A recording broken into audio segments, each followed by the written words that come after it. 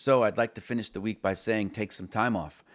That might mean taking a week off, take several days off. If your trading style is not amenable with what's going on in the market, or another way, the market is gyrating and, doing all this crazy volatile stuff that's not in tune with what it is that you're trying to do, the best thing to do is kind of wait out the storm, right? When hurricane season comes, people put up plywood over their windows, they set up shop, they pack their bags, take their valuable belongings, put the dog in the back, and sometimes they leave state or they go somewhere else so they can miss all the drama and the damage. And so you want to make sure that when you are trading, you have to have your shit together. You can't. The market can be crazy, but you cannot be. If you come to the thing on tilt and pissed off and you want to make all your money back and you're angry because the market's not showing you the setups that you want, you're a prime candidate to lose more money. And so you can bull your way through it, but that's not a good strategy, not for life, relationships, not for work, not for family members, and it's certainly not for trading. It's a disaster waiting to happen. And so if you find yourself in a drawdown and you're losing and you're frustrated, you got to take some time off. Because if I had given you money and all I heard from you was this a pissy attitude, I'd either shut you down or I'd take the money back. Right? The Olympics have been on and you've watching these people, like you have to be in awe, like, because no matter how they feel, man or woman, right? Their bodies can hurt. They have no rest. They might not, they might have had, a tough practice session where they're not hitting their moves, right? You looked at the women's gymnastics, for example, like how amazing is their absolute performance. So that just comes from massive repetition.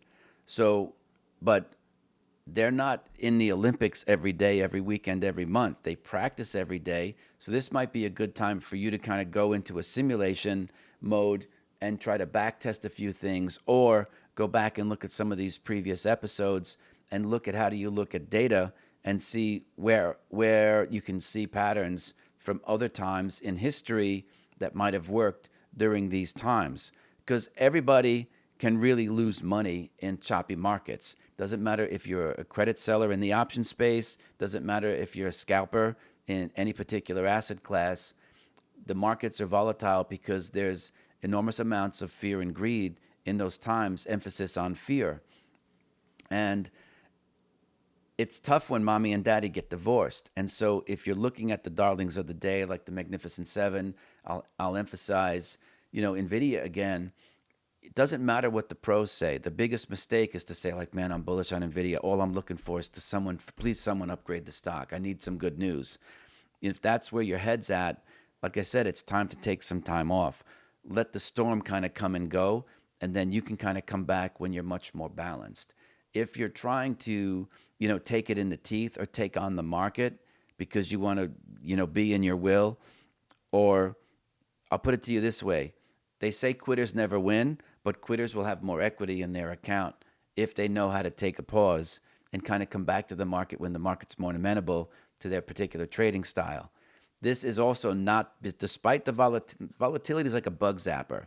It'll draw a lot of people in and they're going to get blasted. Volatility does not equal opportunity if you don't know your ass from a hole in the ground as it comes to trading. You will lose a lot of money. You need to know what your risk unit is. You need to know what your R is. And you need to know what that is as a percentage of your overall capital. Stop thinking in terms of dollars and cents and start thinking in terms of percentages. Because when you're down, you're thinking in terms of percentages anyway, right? And it's not a pleasant spot.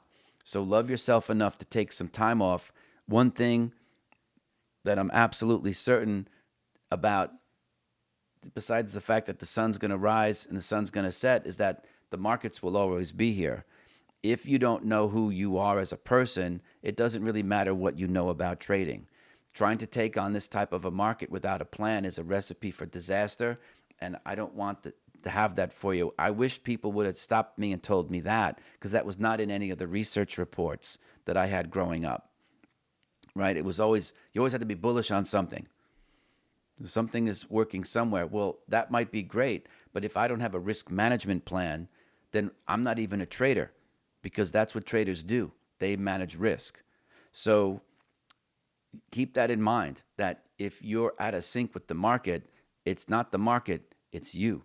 And the best thing to do in those circumstances, doesn't matter if you're feeling like you're all friggin' alpha boy, you need to surrender. That was chapter 2 of the book.